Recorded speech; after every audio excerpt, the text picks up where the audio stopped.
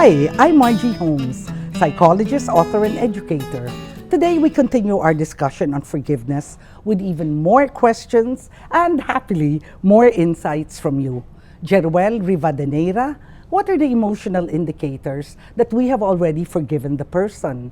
Is lingering pain a sign of unforgiveness? Is it possible to forgive even if it hurts? Susan Tagle partly answers Jeruel's question.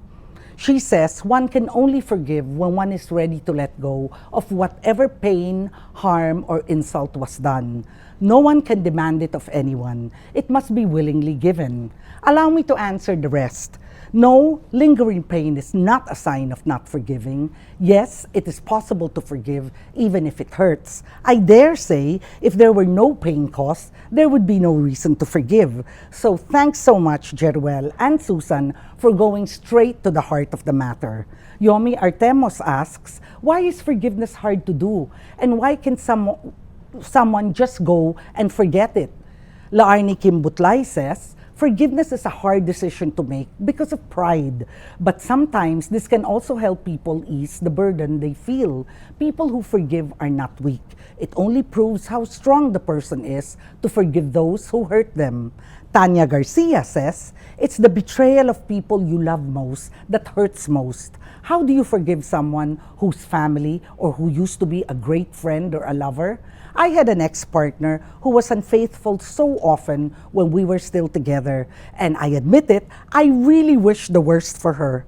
But now that I am older and hopefully wiser, I realized I needed to let go of that past, and it gave me peace. And it helped that I learned that she got her comeuppance eventually. I always wonder if those people even think of how I must be feeling. It takes a lot of maturity and inner work to let go of past hurts. Miradel Abellana, how do you forgive the mistress who tore your family apart? To which I answer, how? With great difficulty. Why? One reason is because after you forgive the mistress, you will need to look beyond her into the real reason the affair happened. And please, I don't mean the usual sexist claptrap na hindi magloloko ang asawa kung walang pagkukulang ang misis. I don't mean that at all. That is just an example of scapegoating, of blaming the wife.